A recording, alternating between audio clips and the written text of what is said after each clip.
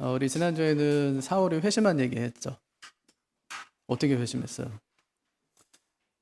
제가 예수 믿고 싶어요 해서 예수 믿은 거예요? 아니면은 강권적으로?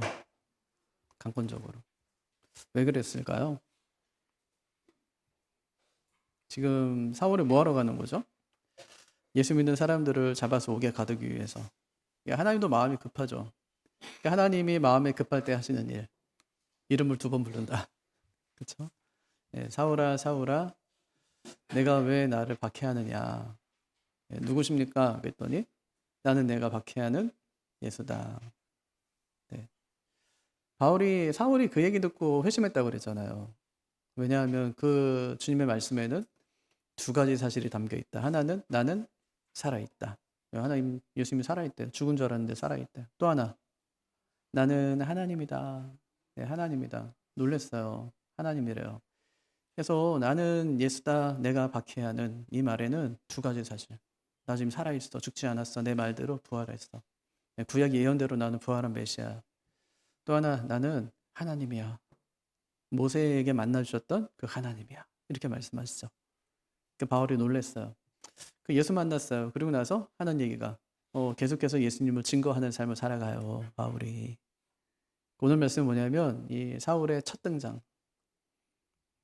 예수 만나기 전에 자기 모습, 어떻게 예수 만났는지, 그 뒤에 예수 있는 후에 그의 모습. 예. 이제부터 본격적으로 사울이 선교하기 시작해요. 11장에 처음 등장하고요. 12장 건너고 13장부터 이제 1차 전도여행 시작되는데 바나바하고 사울하고 함께 팀이 되어가지고 이제 세계 선교를 시작하는 그런 사울의 모습을 잘 볼 수 있는 거죠. 전도해야 돼요, 말아야 돼요? 전도해야죠. 여러분 전도 제일 잘하는 사람 누군지 아세요? 전도사예요. 얼마나 잘하면 전도사라고 하겠어요. 제가 예전에 첫 사역지인데 예배 마치고 저기 인사하잖아요. 여기 명찰 달고 있고 오경석 전도사 이렇게 명찰 달고 있으니까 새로 오신 분인데 절더러 진짜 대단하세요 이러는 거예요. 뭐가 대단해요? 제가 뭐 그랬더니 얼마나 전도를 잘하면 전도사니에요. 그러니까 옆에 있는 아내가 막 쿡 찔러요. 그런 거 아니야 이러면서요. 근데 제가 그때 진짜 부끄러웠어요. 그 일 듣는데 그분이 갔거든요. 그러고 근데 엄청 부끄러운 거예요. 그래 전도사인데 참 이게 전도를 못 하는구나. 예. 어떻게 하면 잘할까요? 전도. 그냥 하는 거예요. 방법이 있어요? 없어요. 전도는 그냥 하는 거예요. 뭐 시간이 나고 형편이 돼서 하는 게 아니라 그냥 하는 거예요. 가끔 누구를 만나요. 그러면 마음에 이 사람에게 좀 예수님을 믿으라고 좀 전해주고 싶다 하는 마음이 들 때가 있어요. 근데 그때는 말하셔야 돼요. 교회 다니시면 좋겠다고. 예수님 믿으면 참 좋겠다고. 예. 그때 말씀하셔야 돼요. 그러니까 자꾸 우리 마음 가운데는 전도에 대한 부담이 있죠. 예. 그 부담을 자꾸 떨쳐버리지 말고 전도해야 돼요. 만나는 사람들마다 왜 내가 이 사람을 만나야 되는지, 왜 하나님 만나게 하셨는지, 그 만나서 내가 무슨 얘기를 해야 될 건지 잘 준비하고 있어야 돼요. 예. 예수님 너무 좋아요. 이게 뭐예요? 간증. 나도 원래 예수 믿기 전에 이랬거든요. 근데 예수 믿고 난 다음에는 제 마음의 병이 다 고쳐졌어요. 예수님 만난 다음에 마음의 질병이 다 고침받았어요. 예수님 믿으셨으면 좋겠어요. 예수님 우리 치료자가 되시거든요. 예. 우리한테는 막 엄청난 파워나 막 능력이 나가진 않죠. 병이 막 낫거나 그러진 않잖아요. 그런데 말씀의 능력이 있어요. 사람을 바꿔요. 변화시키고요. 근데 우리가 할 일이 아니라 우리 주님이 하실 일이니까 우리는 주님께서 마음 주시는 대로 어떤 사람 만나든지 예수님을 전할 수 있는 그런 사람들이 돼야 돼요. 지금 세계 선교를 책임지고 있는 나라가 우리나라거든요. 예, 우리나라는 정말 지치지 않는 열정으로 계속해서 세계 선교를 감당하고 있어요. 좀 신기하잖아요. 세계적으로 이런 나라는 없으니까. 그래서 미국의 선교학과 교수님들이 도대체 한국 선교의 저력은 어디서 나오냐 하고 연구 보고서를 썼는데 결론이 2가지예요. 한국 선교의 특징. 첫째, 무모할 정도의 돌파력. 2번째, 무계획성. 예, 계획이 없어요. 가는 거야, 우린 그냥. 네, 돌파력 엄청나잖아요. 근데 서양의 선교사님들은 안 그렇거든요. 선교지가 정해지잖아요. 그럼 현지 조사합니다. 예, 계획을 막 세워요. 방법을 찾고요. 근데 우리는 그럴 시간에 어떻게 하죠? 가. 네, 갑니다 그냥. 그래서 그들이 막 조사하고 있다가 성경에 딱 봤더니 이미 와 있어. 네, 그게 우리나라예요. 선교사님만 선교할까요? 아니면은 모든 성도가 선교할까요? 모든 성도가 선교해요. 참 희한한 나라예요. 단기 선교요. 교회들마다 단기 선교로 가는데 어디로 가요? 영국, 미국, 프랑스 이런 데로 가요? 아니면 오지로 가요? 오지로 가요. 안 가는 데가 없어요. 진짜 그 필리핀 오지에도 단기 선교팀 아이들이 정말 많이 들어가요. 계속해서 들어가요. 이런 나라는 없어요. 이게 복음에 대한 부담이죠. 하나님께서 주신 우리나라에 주신 큰 복이라고 할 수 있어요. 지난주부터 저희가 선교 훈련 시작했거든요. 예, 너무 좋았어요. 앞으로 4개월 동안 훈련 받으면서 우리가 준비될 것 같아요. 이게 하나님께서는 우리를 통해서 그곳을 선교하시는 게 아니라 하나님께서 우리를 선교하세요. 당신의 백성 만들기 위해서. 그래서 이 훈련받는 기간 동안이 우리가 선교나가는 기간이에요. 하나님께서 우리를 계속 선교하세요. 예수 믿는 사람들께 살기를 계속 서로가 독려하면서, 예, 격려하면서 그렇게 선교를 감당해 가고 있는 것이죠. 오늘 말씀 보니까 오늘 말씀도 전도하는 이야기로 시작하네요. 그죠? 19절 말씀 보니까 이렇게 말씀해요. 같이 한번 읽어볼까요? 시작. 그때에 스데반의 일로 일어난 환란으로 말미암아 흩어진 자들이 베니게와 구브로와 안디옥까지 이르러 유대인에게만 말씀을 전하는데, 언제 말씀을 전하죠? 예루살렘에서 복음 전하다가 핍박이 왔고 흩어졌어요. 예. 그때 핍박을 당해서 흩어졌는데 그때 복음을 전해요. 예.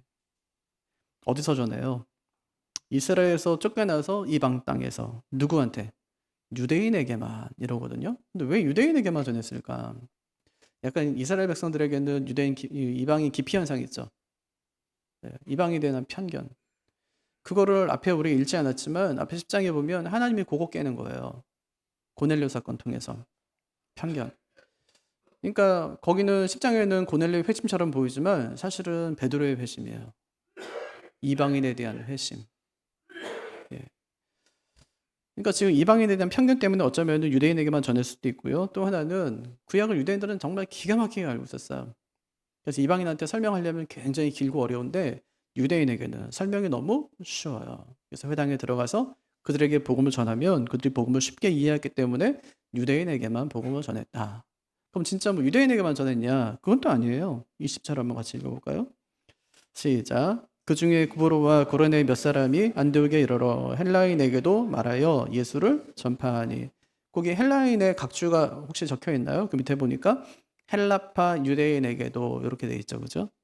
결국 이제 그러면 헬라파 유대인에게 전했다면은 앞엔 유대인에게만, 뒤에는 헬라파 유대인들에게도 이랬으니까 결국 유대인들에게만 복음을 전한 게 아니냐 하고 생각할 수 있지만 학자들마다 약간 논란이 있어요. 예. 그래서 19절, 문맥상 19절에서 유대인에게만이라고 했으니까 20절에서는 헬라인에게도 하는 것이 자연스럽죠. 그러니까 유대인에게만 전했지만 헬라인에게도 전했다. 근데 헬라인 중에는 헬라파 유대인들이 있었다. 이렇게 이해하면 좋겠죠. 예, 전도의 결과가 어땠습니까? 21절 같이 읽죠. 주의 손이 그들과 함께 하심에 수많은 사람들이 믿고 주께 돌아오더라. 전도 누가 해야 돼요? 우리가. 전도 우리가 해야 돼요. 20절에 보면 그 중에 구브로와 구레네 몇 사람이 안디옥에 이르러. 이 사람 누군지 모르거든요. 핍박이 오니까 그곳을 떠났어요. 그리고 구브로에서 또 이제 구레네 사람 몇 명이 안디옥에 이르러서 그들이 복음을 전했다. 그러니까 우리가 전해야 돼, 복음은. 그럼 변환 누가 시켜요? 주님이. 주의 손이 그들과 함께 하심에. 그럼 전도받은 사람들은 어떻게 해야 돼요? 믿고 주께 돌아오더라. 예, 믿고 주께 돌아오더라. 믿음을 갖고 주님께 나와야 된다는 얘기야, 내가. 예, 누구처럼요? 사울. 복음이 들려졌을 때 하나님이 누군지 알아차렸을 때 그때 어떻게 해요? 믿고 주께 향해야 된다. 주께 나와야 된다는 말이에요. 그 다음에 이제 우리가 해야 될 일이 있거든요. 그렇게 하나님이 어떤 사람을 불러서 하나님 믿게 하고 교회로 오게 했을 때 그 다음에 이제 우리가 해야 될 일. 예. 그럼 어떤 사람이 교회 왔어요. 그럼 누굴 볼까요?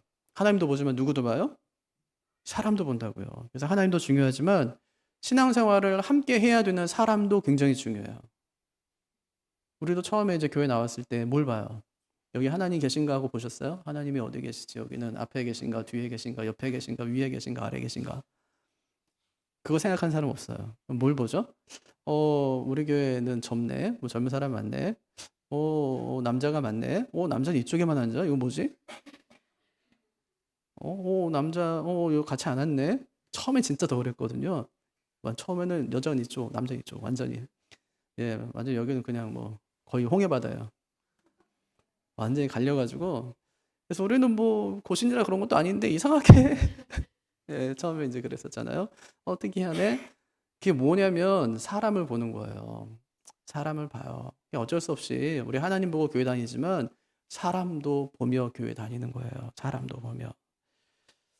예, 그래서 우리는 교회에 그러면 어떤 사람이 있기를 바래요. 함께 신앙생활을 해야 되니까 좋은 사람이 있기를 바라죠. 그래서 첫째는 우리가 전도도 해야 되지만 두 번째는 우리가 좋은 신자가 돼야 돼요. 어떤 신자요? 좋은 신자. 예, 옆에 사람과 한번 이렇게 인사할까요? 좋은 신자가 됩시다. 그렇게요. 예, 너는 좋은 신자 돼야 돼?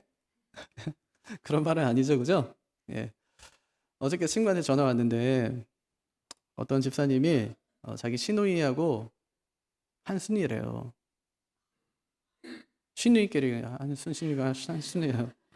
근데 이 시누이가 손모임 할 때 자꾸 거짓말을 한다는 거예요.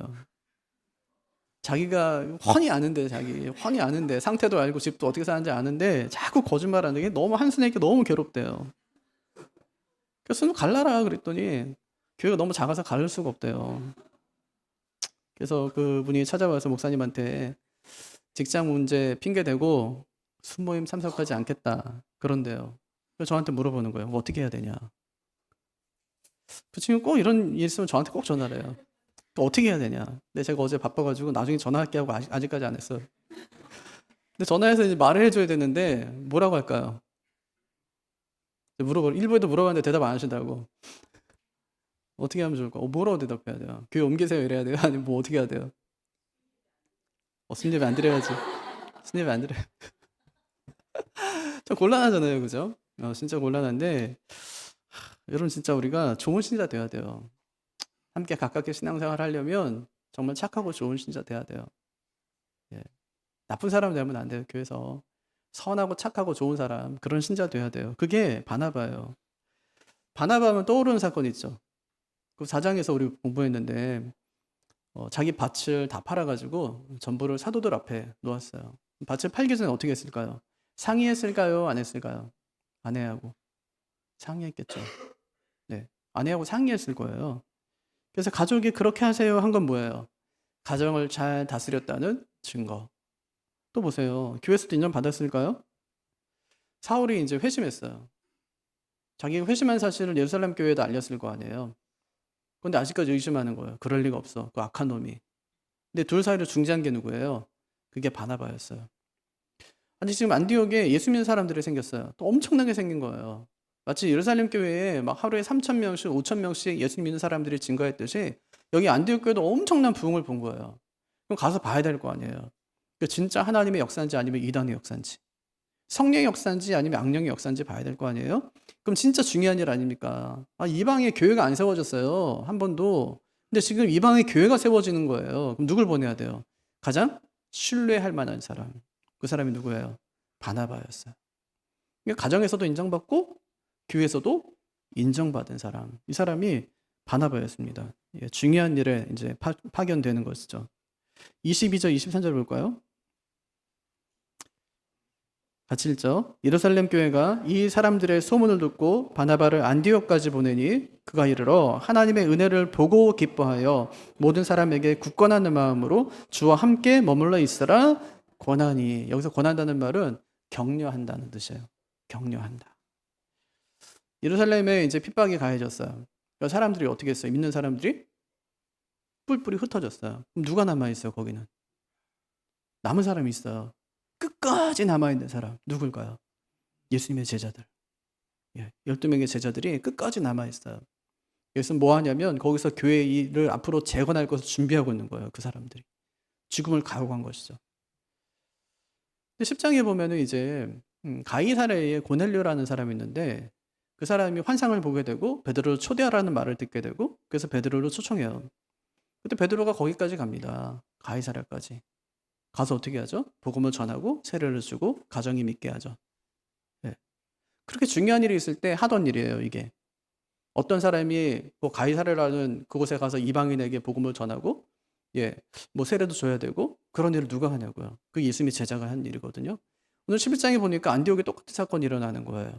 안디옥이 이방이거든요. 이방에 지금 예수 믿는 사람들이 생겨진 거예요. 진짜 근데 엄청난 사건이 일어났어요. 근데 누구를 파견합니까? 거긴 베드로 말고도 누구도 있어요. 안드레, 뭐 요한, 뭐 빌립, 바돌로메 이런 사람들도 있거든요. 예수님의 제자들이니까. 근데 누굴 지금 보내고 있는 거예요? 바나바를 지금 보내고 있는 거예요. 바나바를 보내요. 그럼 바나바가 누굴까?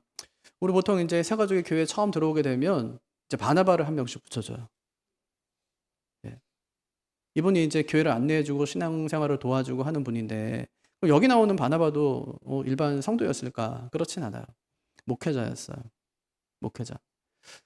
사도행전 13장에 보면 사울이 이제 처음으로 이제 복음 전도 여행을 시작하게 되는데 그때 파트너가 누구냐면 바나바예요. 14장에 보면 이렇게 얘기합니다. 둘이 이제 이고니온에 도착했는데 두 사도가 함께 유대인의 회당에 들어가 말하니라 이렇게요. 두 사도 누굴까요? 사울과 바나바겠죠. 예. 그래서 바나바는 지금으로 하면 목회자예요. 예, 목회자. 근데 바나바가 안디옥에 가서 두 가지를 합니다. 첫째는 뭐 할까요? 검증하는 작업. 이 사람은 진짜 이 하나님의 은혜로 믿게 된 것인지 그렇지 않은지 검증하는 작업. 두 번째는요, 신앙의 권면. 믿음이 연약한 성도들에게 주께 붙어 있으라 이러면서 권면합니다. 예. 교회는 이런 사람이 있어야 돼요. 우리의 신앙을 점검해주고 또 격려해주는 사람. 이게 누굴까요? 이게 장로님들이에요. 우리의 신앙을 점검해주고 격려해주는 사람. 등 두드려주고. 잘하고 있다고 힘내라고. 계속해서 그렇게 주께 붙어 있으라고. 장로님들이에요. 장로는 목사와 함께 목회하는 사람입니다. 성도의 가정을 돌보고 목사가 설교한 내용을 성도들을 신방하면서 그들의 신앙을 바로 세워주는 사람. 이분들이 장로님들이세요. 그래서 교회에는 장로가 많아야 돼요. 너무 장로가 적죠. 그죠? 뭐 한 교인들은 1000명인데 장로는 10명밖에 안 돼요. 그러니까 무슨 현상이 나타나요? 장로 품귀 현상. 그러니까 장로님들이 그 많은 사람들을 다 신방할 수가 없어요. 목회적인 돌봄이 안 되는 거예요. 근데 만약에 장로가 100명이다. 교인은 1000명인데 장로가 100명이다. 그럼 순장도 하고 신방도 하고 다 할 수 있어요. 나눠서 하면 되니까. 근데 너무 적으니까 어떻게 하죠? 회의해요. 뭐 어떻게 하지? 누구 시키지? 누구 보내지? 보내고 나서 들어요. 보고받는 거죠. 제가 당회하면서 장로님들에게 가끔 하는 말이 당회는 절대 이사회 되면 안 된다. 당회는요, 앉아서 결제하는 데가 아니에요. 장로는 성도에게 보고받는 사람이 아니라 성도의 형편을 돌보는 사람이죠. 되게 힘든 거란 말이에요. 그러니까 칼빈이 장로의 봉사기간을 1년으로 정했어요. 1년만 하세요. 힘드니까. 개혁교회가 처음 시작될 때는 그것은 이제 칼빈의 말을 그대로 이제 받아서 조금 더 늘렸어요. 3년에서 4년. 그 정도만 봉사하세요. 그리고 더 이상 장로의 직분을 감당하지 마세요. 돌아가면서 하니까. 근데 교회가 만약에 필요해요. 그러면 다시 장로의 역할을 그 직무를 감당해 달라고 또 다시 요청해요. 그럼 그분이 수락하면 또 장로의 직무를 감당하는 거예요. 그럼 장로 어떻게 했냐? 직장 그만둡니다. 왜요? 신방 다녀야 되니까. 전임 사역자들이라는 거예요. 그러니까 실제로 장로의 역할은 처음에 이제 장로 제도가 시작됐을 때 그 역할은 목사와 함께 목회하는 거예요. 성도를 실제적으로 돌아보는 거란 말이에요. 그래서 성경에 보면은 장로라는 말이 있죠. 실제 있잖아요, 장로라는 말이. 예. 근데 천주교회에서는 장로라는 말을 쓰질 않아요. 그리고 원로라고 다 써놨어요. 왜냐하면 장로와 함께 목회하면 어떻게 되냐면 이게 구분이 없어져요. 성직에 대한 구분이 없어진다고. 예. 그래서 우리 처음에 종교개혁할 때 내려놨던 게 뭐냐면 만인 제사장론. 성지의 구분을 완전히 철폐해버린 거예요.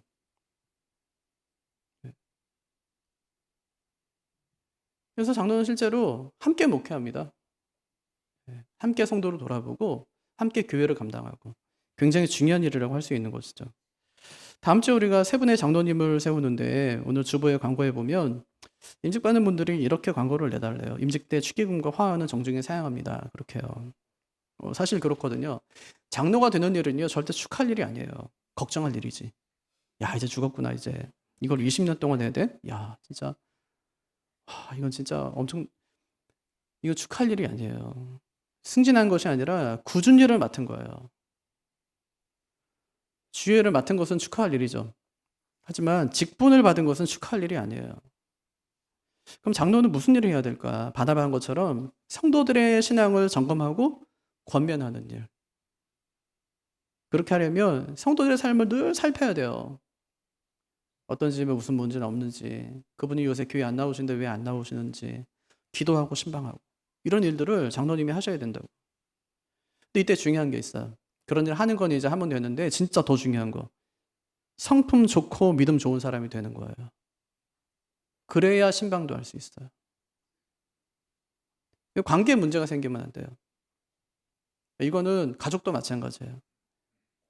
그래서 우리가 장로를 뭐 뽑을 때나 아니면 목회자를 우리가 뽑을 때 장로만 보지는 않아요. 목사만 보질 않는다고요. 가족을 함께 봐요. 관계에 문제가 없는지, 사람들과 같이 잘 지내는지 하는 걸 살피는 거예요. 아니 장로님하고는 괜찮은데 아내하고 만약에 관계가 틀어진 사람이 장로님의 신방을 받겠냐고요. 안 받죠? 마음 불편한데.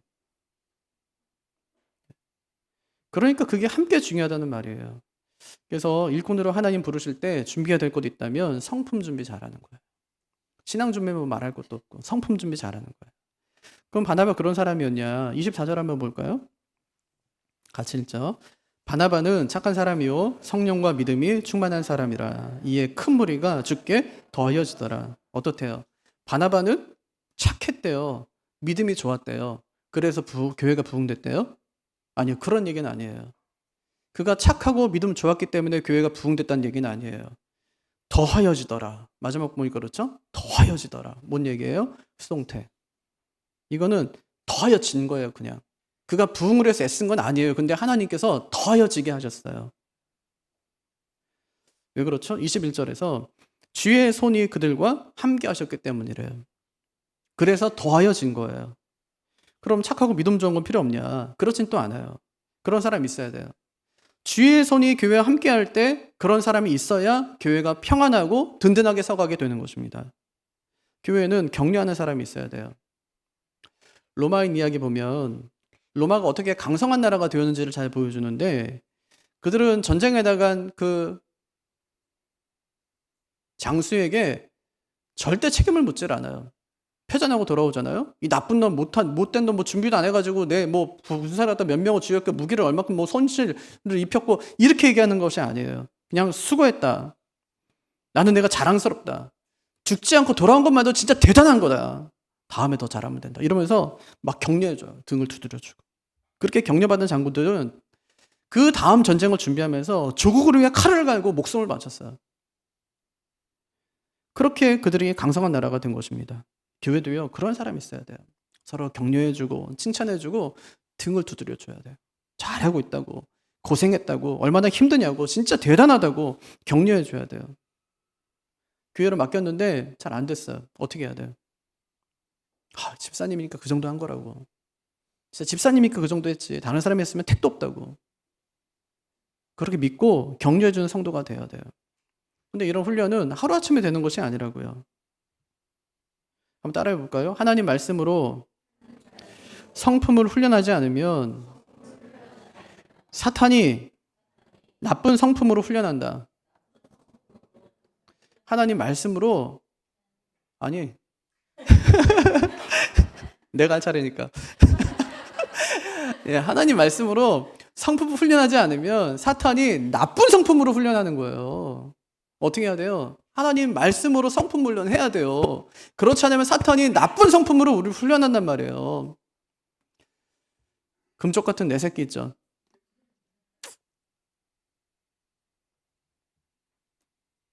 제가 그거 보면서 느끼는 게 있어요.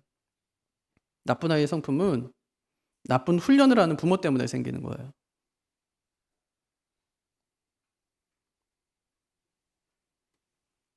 부모가 아이의 성품을 훈련하질 않아요. 학교에서 하냐? 아니요. 체벌도 못해요. 그런데 하나님은 부모가 체벌하는 것을 허용하세요. 아이가 순종하지 않으면 매를 때려서라도 훈련해라 그렇게 말씀하세요. 자기 아들에게 종아리 치지 못하는 사람은 아주 사랑하는 사람이 아니다 그렇게 말씀하세요. 종아리 치라는 거예요. 때리라는 거예요. 이것이 하나님이 가르쳐주신 성품 훈련의 방법입니다. 이런 교회 다니는 사람은요, 착해야 돼요. 무조건 착해야 돼요. 착해도 되고 안 되고가 아니에요. 착해야 돼요. 예수 믿는 사람은 착해야 돼요. 진실돼야 되고. 그리고 또 하나 할 게 있어요. 그것만으로는 안 되니까 성령과 믿음이 충만한 겁니다. 바나바 그랬대요. 착한 사람이요 성령과 믿음이 충만했다. 그러니까 뭘 겸비하냐면 영성과 인격이에요. 영성과 인격. 전 요거를 칼과 칼집에 비유해요. 인격은 뭐냐? 칼집. 영성은 뭐냐? 칼. 그럼 뭐가 보여요? 영성은 늘 감춰져 있고 뭐가 보여요? 인격이 보이는 거예요. 저 사람 참 사람 좋네. 네, 참 사람 좋네. 근데 교회 어려움이 있었어요. 아니면 어떤 성도가 어려워해. 아프고. 암이래요. 가서 위로해줘. 그때 뭐가 나오냐면 성품 이게 영성이 나오고 그때. 사람만 좋은 줄 알았더니 깊어요. 그 칼을 쫙 뺐는데 너무 아름다워 영성이. 어떤 사람 참 좋아요. 근데 위급한 일이 딱 생기니까 칼이 없어. 뭐만 있으면 칼집만 있어. 전쟁 나갔는데 칼집만 있으면 어때요? 쓸모없는 사람. 할 게 없어 그 사람. 어떤 사람은 인격이 없어요. 뭐만 있냐면 영성만 있어. 칼집 없이 칼만 갖고 다니는 사람이에요. 그럼 제가 만약에 오늘 칼을 갖고 다닌다고 한번 생각해 보세요. 네. 아침에 저희 내려오는데 이만한 칼집도 없는 칼을 갖고 다니는 거죠. 근데 문제는 뭐냐면 왜 칼집만 갖고 다니냐면 성품이 완전 개차반이거든요. 위험한 사람이라고요. 이런 사람이 칼만 갖고 다니면 어떻겠어요? 우리 교회 오시겠어요? 안 오시겠어요? 칼을 계속 휘두를 건데 나는. 계속 다 죽었어 막 이러면서. 위험한 사람. 영성 언제 나오냐면 거의 나올 일이 없어요. 영성이. 결정적인 순간에 나온다니까요. 칼은 아무 때나 휘두르는 게 아니에요. 평소에는 그냥 바른 성품, 좋은 성품의 사람. 알고 보니까 아름다운 영성까지 있어요. 바나바 그런 사람이에요. 바나바는 착했대요. 믿음과 성령이 충만했대요. 그러니까 칼과 칼집을 잘 갖고 다니는 사람. 아무도 몰랐죠. 그가 그런 사람인지. 나중에 교회 어려움이 찾아오고 이제 교회 문제가 생기니까 그 영성이 드러나는데 자기 밭을 팔아서 가난한 사람들에게 다 나눠 쓰자 같이. 이건 착해서 되는 일이에요? 아니요. 착하다고 되는 일 아니에요. 그거는. 그것이 하나님 앞에서의 영성이죠. 그래서 그의 원래 이름 요셉이었거든요. 그래서 사람들이 이름을 바꿔줘요. 바나바다. 이름의 뜻은 위로의 아들. 위로의 아들. 사람들이 그를 통해 많은 위로를 받습니다. 우리는 예수 믿기 위해 교회 나오거든요. 근데 예수님 때문에 시험 들었다, 예수님 때문에 상처받았다는 사람 한 사람도 없어요. 다 사람 때문에 받지. 가끔 참 그 사람 믿음 참 좋은데 성격은 못됐어 이런 사람이 있거든요. 근데 그 사람 이게 무슨 말이냐면 그 사람 얼굴은 참 잘생겼는데 되게 못생겼어 이런 얘기도 같아. 무슨 얘기야? 말이 안 되는 얘기죠. 그럴 수 없다는 거예요. 아니 얼굴이 잘생겼는데 진짜 못생겼어요? 말도 안 되는 얘기잖아요. 잘생겼으면 잘생긴 거고 못생겼으면 못생긴 거지. 믿음이 좋으면 좋은 거고 아니면 아닌 거지. 그런 게 어딨어요. 믿음이 좋은데 성품이 개차반이라고요? 그런 사람이 있을 수 없어요. 믿음이 안 좋은 거지. 믿음이 좋은 사람은 성품이 좋습니다. 그게 믿음이 좋은 거예요. 성품이 좋은 거. 다른 사람 긍휼히 여길 줄 알고 사랑할 줄 알고 베풀 줄 알고 나눌 줄 알고. 이게 다 영성에서 나오는 거고 성품으로 드러나는 거예요. 어떻게 성품만 좋습니까? 믿음이 없는데. 그럴 수는 없어요. 그건 세상 사람들이지. 그럴 수는 없다고요. 어떻게 하면 이렇게 인격과 신앙을 겸비한 사람이 될 수 있을까? 다른 거 없습니다. 끊임없이 기도하고 말씀 읽는 거예요. 저와 여러분도 바나바처럼 인격 준비, 신앙 준비 잘 하시기를 바랍니다. 그래야지 누가 교회에 오든지 잘 맞이할 수 있고 신앙생활을 잘 할 수 있도록 도와줄 수 있는 거예요. 25절을 보니까 바나바가 한 일이 또 한 가지 나와요. 25절 볼까요? 시작. 바나바가 사울을 찾으러 다소에 가서 뭐 하는 거예요 지금? 동역자 찾는 거예요. 동역자 찾는 거. 근데 바나바가 사울을 찾으러 갈 때 갈 때 그때 찾는다는 말이 참 독특한 단어예요. 단순히 만나러 가는 게 아니에요. 여러분 지금 아이 어디 있어요? 집에 있나요? 아니면 저기 위에 지금 예배하고 있나요? 그럼 어떻게 해야 돼요? 그럼 보고 싶어 어떻게 하면 돼요? 만나러 가면 되죠. 왜? 어디인지 아니까. 근데 모르면 어떻게 해야 돼요? 그럼 만나러 갔는데 없어. 그럼 어떻게 해야 돼요? 찾으러 가는 거예요. 사울이 어딘지 몰라요. 근데 바나바가 찾으러 가는 거예요. 찾아서 어떻게 하죠? 만나요. 보세요. 26절. 시작. 만남에 안디옥에 데리고 와서 둘이 교회에 1년간 모여 있어 큰 무리를 가르쳤고 제자들이 안디옥에서 비로소 그리스도인이라 일컬음을 받게 되었더라. 이렇게 이제 첫 번째 동역이 시작되는 거예요. 앞으로 1년 동안 안디옥에 머물면서 말씀을 가르쳐요. 이게 뭐 한 거냐면 교회 리더십을 세우는 거예요. 거기서 1년 동안 안디옥 교회를 이끌어갈 리더십을 둘이 세우는 거예요. 그 결과 어떻게 되죠? 그리스도인이 생겨나요. 얼마나 그들이 열심히 믿었는지 예수쟁이들, 예수에 미친 사람들, 별로 유쾌하진 않지만 이런 놀라운 소리를 듣게 된 것입니다. 당시 안디옥은 시민은 30%, 노예는 70%. 그러니까 그 당시에는 거의 로마의 통제 아래에 있는 나라들은 다 그렇게 했었죠. 큰 도시들은 전부 노예가 이끌어가는 그런 사회 아니었어요. 그러니까 주인은 남는 게 돈과 시간이에요. 그러니까 죄밖에 지을 것이 없죠. 그 님프와 바쿠스라는 신을 섬겼는데 바쿠스가 바카스거든요. 이 신화에 나오는 이 성녀가는 신이에요. 말할 수 없이 타락하고 음란한 도시가 안디옥이었어요. 근데 그곳에 복음이 들어가죠. 복음의 능력이 그들을 완전히 뒤집어 엎어요. 그들의 삶을 뒤집고 생각을 뒤집고 인생을 뒤집어요. 신과 성에 취해 있던 사람들이 예수에 취하고 복음에 취한 거예요. 사람들이 그들을 보면 조롱합니다. 저 예수쟁이들, 예수밖에 모르는 놈들. 우리는 그것이 얼마나 영광스러운 호칭인지 우리는 알아요. 내가 예수밖에 몰라서 사람들이 나를 가리켜서 저 예수 같은 놈 이렇게 얘기한다면 그것이 얼마나 영광스러운 일입니까? 이처럼 신자의 삶은 세상 사는 사람들의 삶과는 전혀 달라요. 달라요. 바나바는 안디옥에서 1년간 머물면서 스데반이 또 다른 스데반을 낳죠. 그게 사울이었어요. 빌립이 또 다른 빌립을 낳아요. 그게 에디오피아 넷이었어요. 오늘 바나바는 또 다른 바나바를 낳아요. 그게 그리스도인이었어요. 그가 예수에 미쳤기에 예수에 미친 또 다른 사람들을 그가 낳게 된 것입니다. 여러분, 우리는 어떻게 살아야 될까요? 지금도 복음은 계속해서 전해지고 있습니다. 수많은 사람들이 그 복음을 듣고 교회로 계속 발걸음을 향하고 있어요. 하나님께서는 계속해서 당신의 자녀들을 교회로 계속 부르시는 일을 하는데 교회에 있는 우리들은 그들을 어떻게 맞이할 준비를 해야 될까요? 우리도 바나바처럼 좋은 신자가 되어야 돼요. 좋은 신자. 성품 좋고 믿음 좋은 신자가 되어야 됩니다. 그래서 바나바가 사울을 동역자로 세웠듯이 우리도 동역자를 세워야 돼요. 그래서 함께 신앙생활을 우리 모두가 진정한 그리스도인이 되도록 말씀을 가르치고 삶의 간증을 나누고 함께 기도하며 예수에 미친 성도가 다 돼야 되는 거예요. 그리스도인이라는. 다음 주에 세 분의 장로 동역자들이 세워집니다. 이분들이 바나바처럼 착하고 성령과 믿음이 충만한 분들이 되게 해달라고 한 주간 동안 기도해 주시기를 바랍니다. 이렇게 세워지는 분들을 통해서 교회가 새로워지고 또 성령의 역사가 가득한 그 은혜가 임하는 그러한 교회가 되는 우리 교회가 되기를 주님의 이름으로 축복합니다. 자리에서 일어나셔서